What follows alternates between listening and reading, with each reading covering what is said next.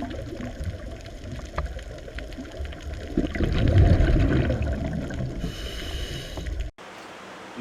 દોસ્તો, સ્વાગત છે એકવાર સૌનું.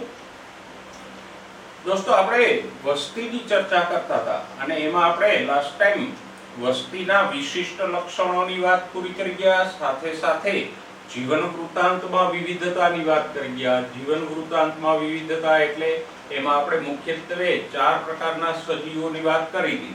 એક કે જે જીવનમાં એક જ વખત પ્રજનન કરે છે, બીજા જે જીવનમાં અનેક વખત પ્રજનન કરે છે, ત્રીજા પ્રકારના કે જે નાના અને ઘણી સંખ્યામાં સંતતિને જન્મ આપે છે, અને ચોથા પ્રકારના કે જે મોટી પણ ઓછી સંખ્યામાં સંતતિને જન્મ આપે છે. આમ દરેક સજીવનું જીવન વૃત્તાંત કે જીવન ચક્ર જુદું જુદું હોઈ શકે, એની ચર્ચા આપણે કરી. હવે આજે એક નવા મુદ્દાની ચર્ચા કરીએ. થોડો લાંબો મુદ્દો છે, એ છે વસ્તી આંતરક્રિયાઓ. જો વસ્તી આંતરક્રિયાઓ એટલે શું, તો સામાન્ય શબ્દોમાં આપણે કહી શકીએ કે એક વિસ્તારમાં રહેતી જુદી જુદી વસ્તીઓ વચ્ચેની આંતરક્રિયાઓ, એને આપણે વસ્તી આંતરક્રિયાઓ કહી શકીએ. એકદમ સરળ રીતે આપણે સમજી શકીએ કે કોઈ પણ વિસ્તારમાં કોઈ એક જાતિ તો ન જીવી શકે. આપણને શબ્દ આપ્યો છે કે કોઈ પ્રાકૃતિક નિવાસ સ્થાનમાં કોઈ એક જાતિનો વસવાટ અશક્ય છે કે અકલ્પનીય છે. મતલબ કે કોઈ વિસ્તારમાં સજીવોની કોઈ એક જ જાતિ તો ન વસી શકે. દાખલા તરીકે એક જાતિ તરીકે આપણે લઈએ સિંહ.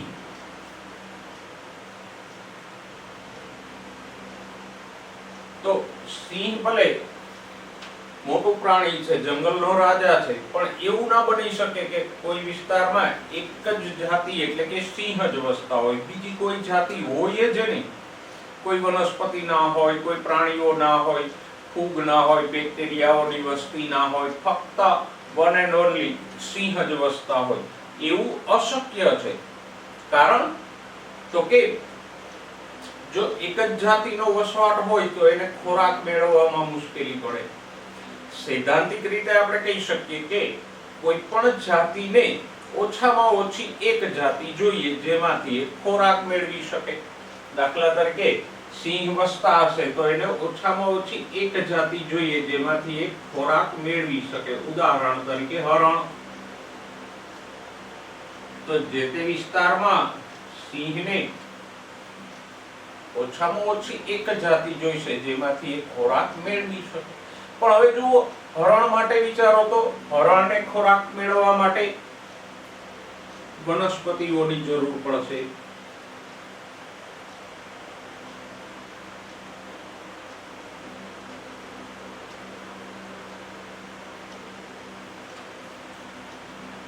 ઓકે, થોડી વાર પૂરતું વિચારો કે સિંહ કે હરણને આપણે ભૂલી જઈએ કે વનસ્પતિની કોઈ જાતિ છે. દાખલા તરીકે શાકના વૃક્ષો છે, તો એ તો કોઈ વસવાટમાં એકલા પણ વસી શકે ન વસી શકે. એને ક્યાં બીજેથી ખોરાક મેળવવો છે? એ તો સ્વયંપોષી છે ભાઈ.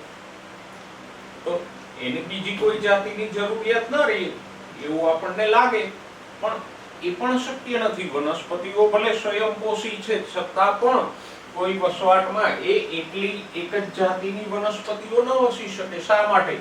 તો કે વનસ્પતિને ખનિજ પોષકો માટે સૂક્ષ્મ જીવોની આવશ્યકતા રહે.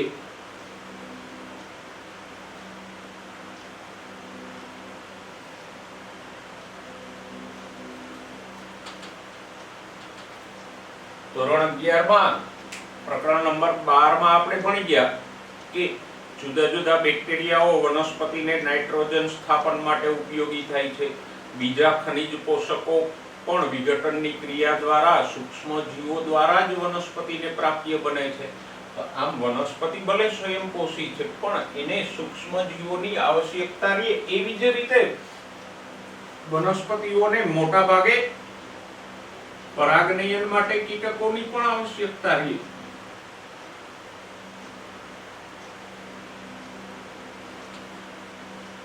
તો આમ વનસ્પતિઓ જેવા સ્વયંપોષીઓ પણ કોઈ પ્રાકૃતિક નિવાસ સ્થાનમાં એક જ જાતિ તરીકે એકલા નથી વસી શકતા, એની અન્ય સજીવોની આવશ્યકતા તો રહે.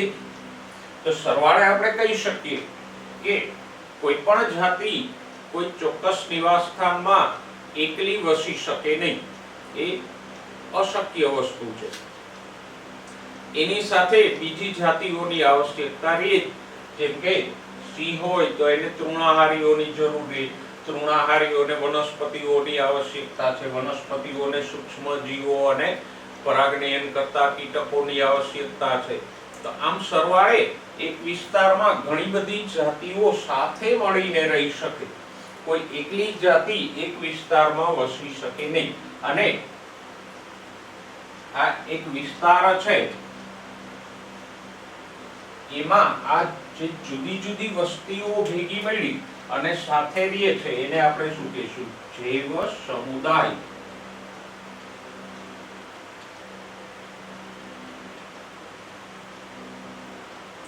અથવા જૈવ સમાજ. તો આમ ચોક્કસ નિવાસ સ્થાનમાં જુદી જુદી સજીવોની જાતિઓ સાથે મળીને જે સજીવોનો સમૂહ રચે એને આપણે કહીશું જૈવ સમાજ. ઓકે, હવે આ જૈવ સમાજની બીજી એક લાક્ષણિકતા એ છે કે અહીંયા જુદી જુદી વસ્તીઓ એકબીજા સાથે આંતરક્રિયાઓ કરે છે. જો અહીંયા સિંહ અને હરણ વચ્ચે કઈ આંતરક્રિયા છે?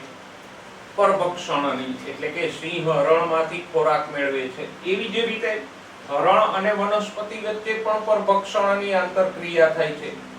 વનસ્પતિ અને કીટકો વચ્ચે પણ આંતરક્રિયાઓ થાય છે. વનસ્પતિ કીટકોને મધુરસ કે પરાગરજ આપે છે, બદલામાં કીટકો પરાગનયન કરી આપે છે. વનસ્પતિ અને સૂક્ષ્મ જીવો વચ્ચે પણ આંતરક્રિયાઓ છે. સૂક્ષ્મ જીવો વનસ્પતિને ખનિજો આપે છે. સાથે સાથે ઘણા બધા સૂક્ષ્મ જીવો હરણ કે સિંહ કે વનસ્પતિના મૃતદેહોનું પણ વિઘટન કરી આપશે. તો આમ એક વિસ્તારમાં વસતી બધી જાતિઓને સામૂહિક રીતે આપણે જૈવ સમુદાય કહીશું. અને જૈવ સમુદાયની આ જુદી જુદી વસ્તીઓ વચ્ચે આંતરક્રિયાઓ છે. ઓકે, જેમ આપણા સમાજમાં પણ, માનવ સમાજમાં પણ આવી આંતરક્રિયાઓ છે.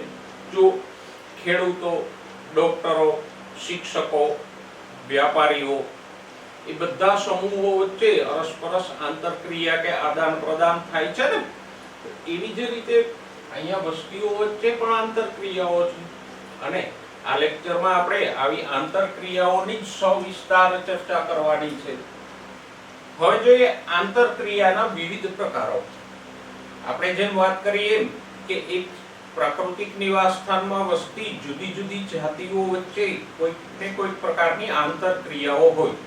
તો આ અલગ અલગ પ્રકારની આંતરક્રિયાઓને આપણે મુખ્ય 6 પ્રકારોમાં વહેંચી શકીએ. કયા છે એ 6 પ્રકારો?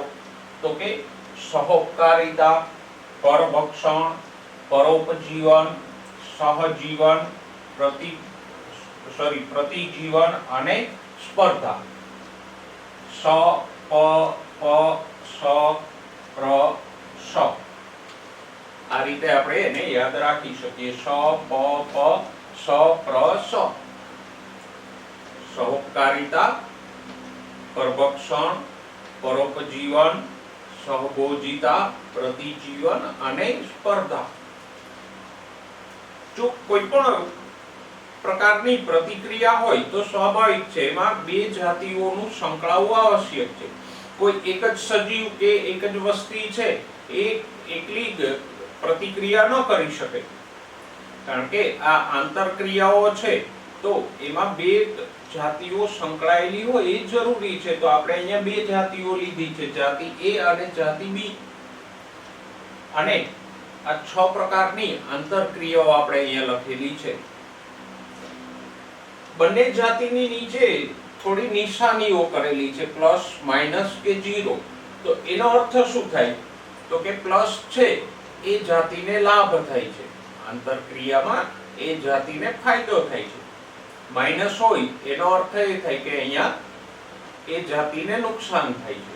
અને શૂન્ય એટલે તટસ્થ, જે તે જાતિને નુકસાન પણ નથી અને ફાયદો પણ નથી. જુઓ, એના આધારે સૌથી પહેલા આપણે સહોપકારિતાની વાત કરીએ તો સહોપકારિતા એવી આંતરક્રિયા છે કે જ્યાં બંને જાતિને પરસ્પર ફાયદો થાય છે એકબીજાથી. દાખલા તરીકે આપણે સહજીવનની વાત કરી ગયા કે બે સજીવો એકબીજાને લાભ થાય એવી રીતે સાથે રહે એને આપણે સહજીવન કહેતા હતા. ઉદાહરણ તરીકે લાઇકેન કે જે લીલ અને ફૂગ બંને એકબીજાને ફાયદાકારક રીતે સાથે રહે છે. તો સહોપકારિતા એવા પ્રકારની આંતરક્રિયા છે કે જ્યાં બંને જાતિઓને ફાયદો થાય છે. તો બંને જાતિની નીચે આપણે પ્લસની નિશાની કરેલ છે. પરભક્ષણ એટલે બીજાને ખાઈ જવું. પર એટલે અન્ય અને ભક્ષણ એટલે ખાઈ જવું. તો એમાં તો આપણે સમજી શકીએ કે એકને ફાયદો થાય બીજાને નુકસાન થાય. કોને ફાયદો થાય? તો કે જે ખાય છે શિકારી એને ફાયદો થાય, જે શિકાર કે ભક્ષ્ય છે એને નુકસાન જાય. તો એમાં એક જાતિને ફાયદો છે, બીજી જાતિને નુકસાન છે. પરોપજીવન તો એમાં પણ પરોપજીવીને ફાયદો થાય કારણ કે એ યજમાનમાંથી ખોરાક ચૂસે છે, મેળવે છે, માટે એમને ફાયદો થશે. યજમાનને નુકસાન થશે. જેમ કે મચ્છર પરોપજીવી છે, એ આપણામાંથી રુધિર ચૂસે તો મચ્છરને ફાયદો છે, આપણને નુકસાન છે. તો એક જાતિને ફાયદો, બીજી જાતિને નુકસાન પરોપજીવનમાં.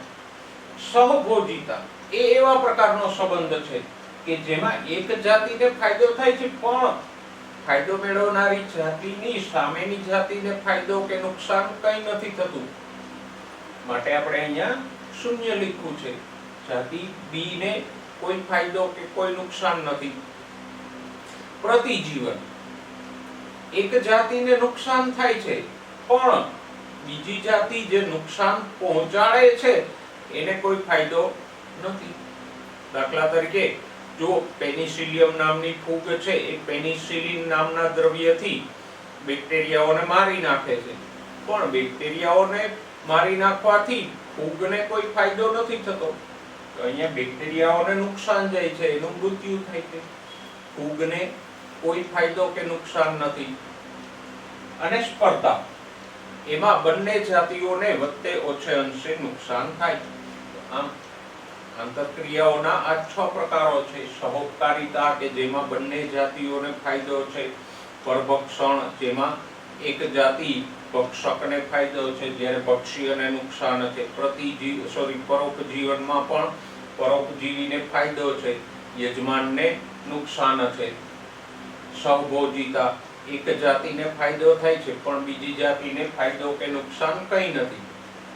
પ્રતિજીવન એક જાતિને નુકસાન થાય છે પણ બીજી જાતિ જે નુકસાન કરે છે એને કોઈ ફાયદો નથી. અને સ્પર્ધા જેમાં બંને જાતિઓને નુકસાન થાય છે. આમ અહીંયા plus plus plus minus plus minus plus 0 minus 0 અને માઇનસ માઇનસ સ પ પ સ પ્ર સ એ ક્રમમાં આ કોષ્ટકને બરાબર યાદ રાખજો જેથી કરીને બધી જ આંતરક્રિયાઓને તમે સરળતાથી સમજી શકો. વસ્તી આંતરક્રિયામાંથી હવે પહેલી આંતરક્રિયાની વાત કરીએ, એ છે પરભક્ષણ. જો આમ તો પરભક્ષણ એટલે આપણે હમણાં વાત કરી એમ અન્યને ખાઈ જવું. આવા સંબંધો તો આપણને સજીવો વચ્ચે જોવા મળે. હવે આપણે સામાન્ય પરભક્ષણની વાત કરીએ એટલે આપણને શિકારી અને શિકાર યાદ આવે. દાખલા તરીકે વાઘ અને હરણ.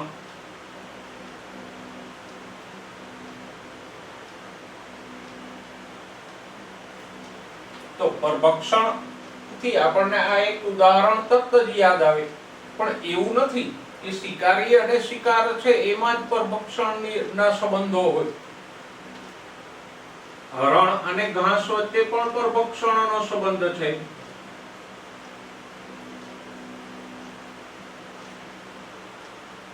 એવી જ રીતે કોઈ દાણા ખાનારી ચકલી છે તો એ પણ પરભક્ષી છે.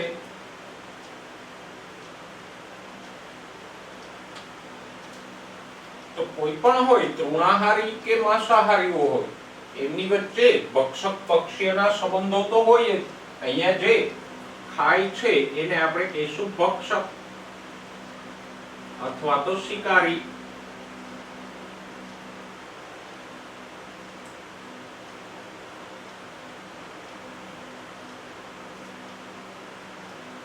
અને જે ખવાય છે એને આપણે કહીશું ભક્ષ્ય એટલે કે શિકાર.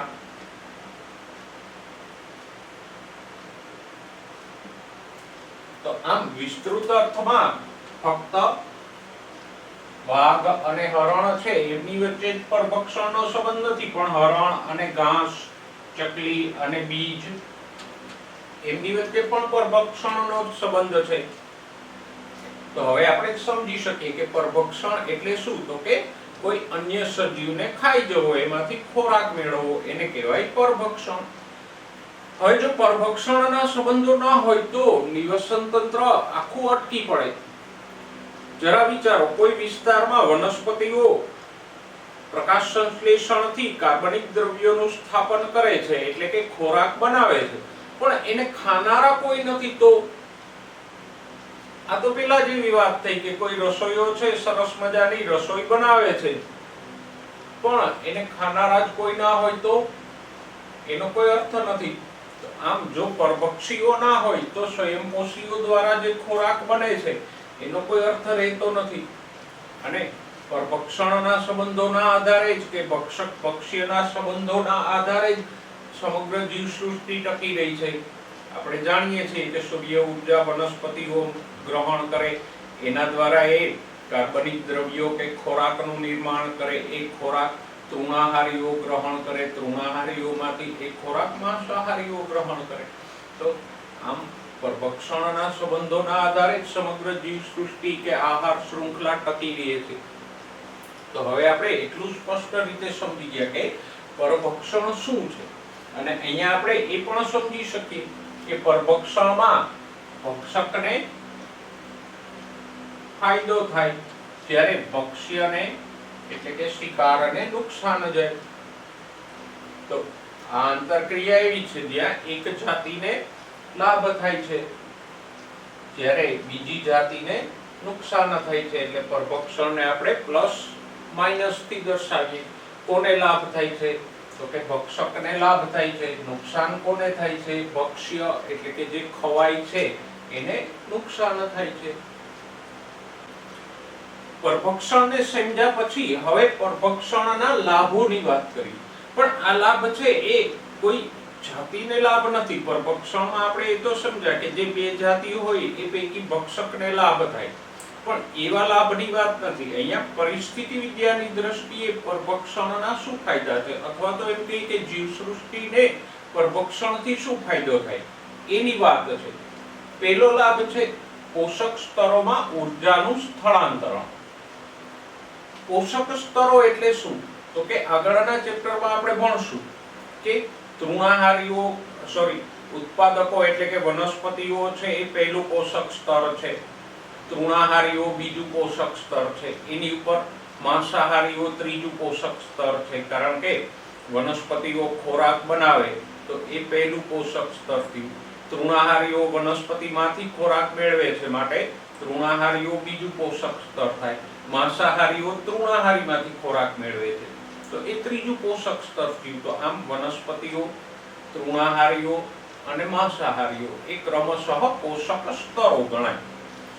તો પરભક્ષણનો પહેલો ફાયદો એ છે કે પોષક સ્તરોમાં ઊર્જાનું સ્થળાંતરણ થાય. વનસ્પતિઓમાં રહેલી ઊર્જા તૃણાહારીઓમાં જાય, તૃણાહારીઓમાં રહેલી ઊર્જા માંસાહારીઓમાં જાય. તો એ પણ ઊર્જા સૂર્યમાંથી વનસ્પતિમાં, વનસ્પતિમાંથી તૃણાહારીમાં અને તૃણાહારીમાંથી માંસાહારીમાં ઊર્જાનું સ્થળાંતરણ પરભક્ષણને કારણે જ થાય છે. જો બધા જ સજીવો ઉપવાસી બની જાય તો આ ઊર્જાનું સ્થળાંતરણ થશે નહીં, અને ઊર્જાનું સ્થળાંતરણ નહીં થાય તો વહેલા મોડા બધા સજીવોનો નાશ થશે. ઓકે, તો આ પહેલો લાભ છે. બીજો લાભ પરભક્ષણનો તો કે ભક્ષ્યની વસ્તીને કાબૂમાં રાખે. ભક્ષ્ય એટલે શિકાર.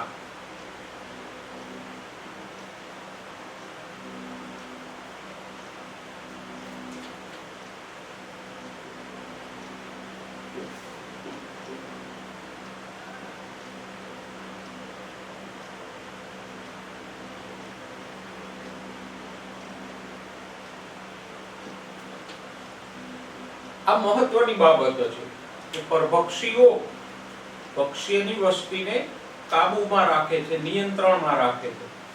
પુસ્તકના ઉદાહરણોની આપણે પછી વાત કરીએ. આપણે સરળ રીતે સમજીએ તો ગરોળી, દેડકાઓ જેવા કીટક ખાનારા પ્રાણીઓ જો નાશ પામી જાય તો શું થાય?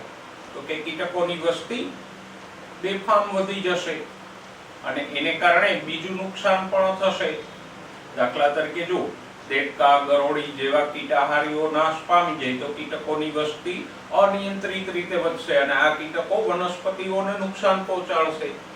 આમ આપણે સમજી શકીએ કે ભક્ષકો પરભક્ષણ દ્વારા પક્ષીઓની વસ્તીનું નિયંત્રણ કરે અને એ આવશ્યક પણ છે. ઘણા કિસ્સાઓ દુનિયામાં એવા પણ બન્યા છે કે જ્યાં પરભક્ષીઓના અભાવે કોઈ સજીવોની વસ્તી પુષ્કળ પ્રમાણમાં વધી ગઈ હોય અને એને કારણે બીજું ઘણું બધું નુકસાન થયું હોય. દાખલા તરીકે જો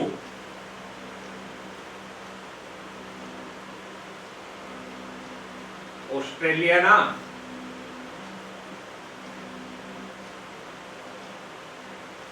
અમુક વેરાન કે ઉજ્જડ પ્રદેશોમાં ફાફડા થોરને લાવવામાં આવ્યો.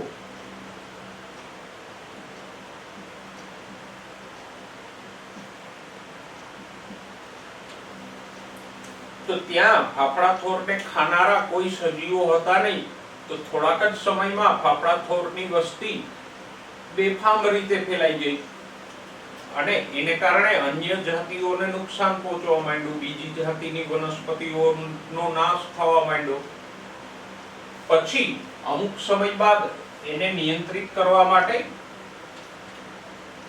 ફાફડા થોરને ખાનારા ફૂદાઓ લાવવામાં આવ્યા અને એ ફૂદાઓના પરભક્ષણને કારણે ફાફડા થોરની વસ્તી નિયંત્રણમાં આવી. એવી જ રીતે કેરેબિયન ટાપુઓમાં પણ શેરડીને નુકસાન પહોંચાડતા ઉંદરોની વસ્તીને કાબુ કરવા માટે ભારતમાંથી નોળિયાઓ લઈ જવામાં આવ્યા કે જે ઉંદરોની વસ્તીને કાબુમાં રાખે.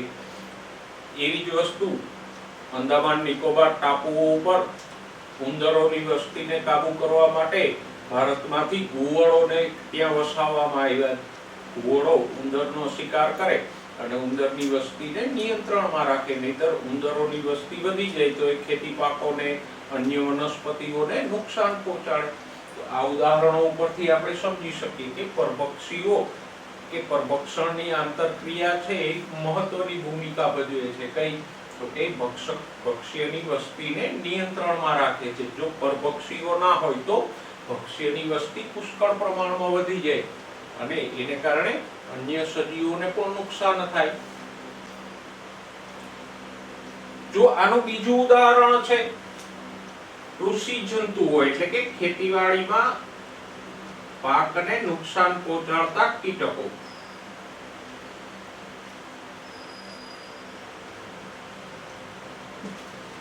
આવા કીટકોનું જૈવિક નિયંત્રણ.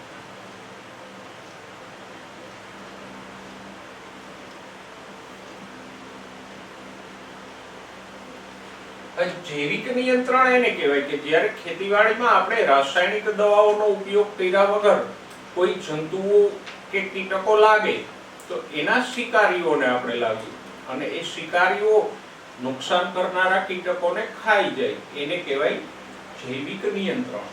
ખાસ કરીને છેલ્લા થોડા વર્ષોમાં જે ઓર્ગેનિક ફાર્મિંગ કે કાર્બનિક ખેતીવાડીનો જે કન્સેપ્ટ વિકાસ પામ્યો છે એમાં આ જૈવિક નિયંત્રણ મહત્વની ભૂમિકા ભજવે છે.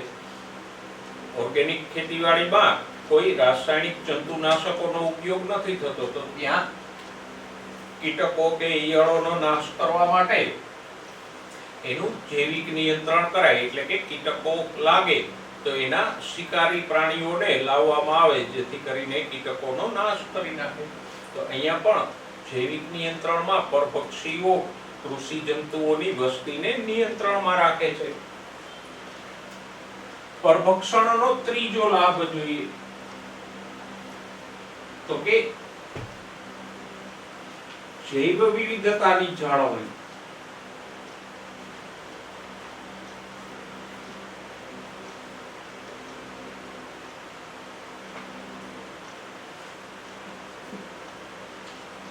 જૈવ વિવિધતા એટલે કોઈ વિસ્તારમાં વસતા જુદા જુદા પ્રકારના સજીવો, એવું આપણે સરળ શબ્દોમાં કહી શકીએ. તો પરભક્ષીઓ જૈવ વિવિધતાની જાળવણીમાં પણ મદદરૂપ થાય છે, કારણ કે જો પરભક્ષી ના હોય તો આપણે હમણાં જ ચર્ચા કરી એ પ્રમાણે પક્ષીઓની વસ્તી અનિયંત્રિત રીતે વધી જાય અને પક્ષીઓની વસ્તી વધવાથી અન્ય સજીવોની વસ્તી ઘટવા માંડે, કારણ કે પક્ષીઓની વસ્તી છે અન્ય સજીવો સાથે સ્પર્ધા કરીને એને નુકસાન પહોંચાડે. ઉદાહરણ તરીકે જો અમેરિકાના પ્રશાંત મહાસાગરના કિનારાના ક્ષેત્રોમાંથી પાઇસેસ્ટર નામની તારા માછલીને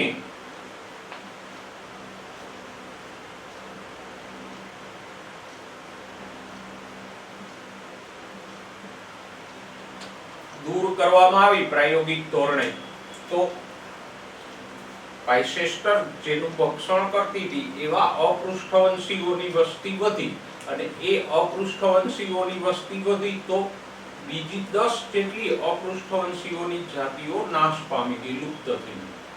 કારણ કે પાઇસેસ્ટરના ભક્ષીય સ્વરૂપની જે જાતિઓ હતી એ પાઇસેસ્ટર ને દૂર કરવાથી એ ભક્ષ્ય સજીવોની વસ્તી વધી અને એણે અન્ય 10 અપૃષ્ઠવંશીઓની જાતિઓ સાથે સ્પર્ધા કરી એનો નાશ કર્યો.